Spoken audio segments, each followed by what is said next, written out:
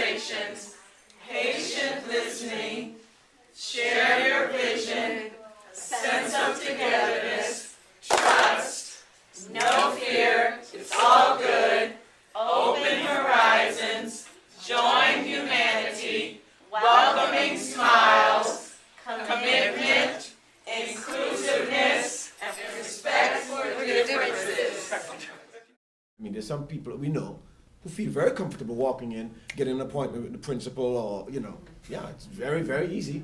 But for many of our community, the school is somewhere where, maybe it's a cultural thing. You let the teachers do their job, the principal is in charge of the building, let's step back and leave.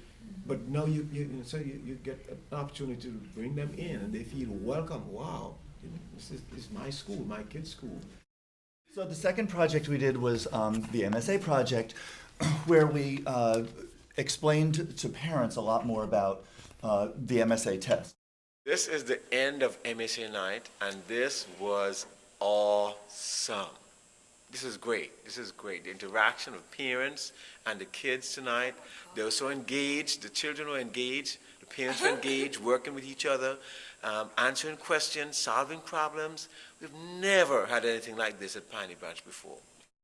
Bertram talked about MSA and the history and what's included, and put up some of those graphs and showed the achievement gap. And a lot of parents are going, oh my goodness, I never knew. But still, there's a gap. There is a gap in the achievement of our white and Asian students and our Hispanic and African American students, and it's something that parents are wondering, why is this? And so that creates a total different set of meetings now to talk about what are we doing, what's the achievement, what can we do to close and eliminate that achievement gap, and that's become a really big focus for our school. I really feel like we can't do the MSA night event justice just by talking about it. It was a room full, and it was the most diverse event I have ever seen at Piney Branch Elementary School.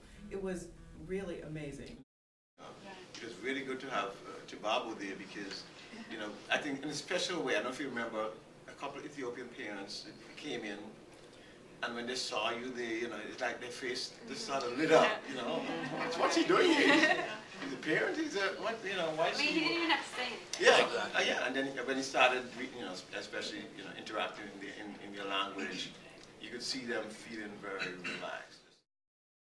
At the school, parents, teachers, that they see the diversity in the team and how we work together, and that hopefully sets an example for others to follow, or even as our lives are impacted by being on it, that it will trickle down to our circles of people. Around the issue of achievement gap, there is a lot of discussions. I've been trying to wrestle with it. So this human approach to it, this collaborative human approach to it, I thought was very fascinating. Beautiful way to say it. Yes, but I always have been making noise here and there. There are certain things we're not as a group exposing ourselves to that are very profoundly impacting the reality that we're trying to engage. And I like that discussions. I like exposure to that. I am fascinated by the bond that is created as a body. I'm really fascinated by it. In fact, at the conference, people looking at a bunch of people who were not otherwise together, kind of hovering around, created a sense of comfort.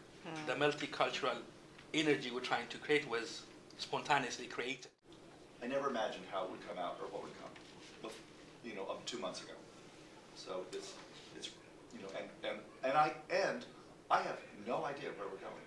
Still, but I have learned to have a lot of faith in the process.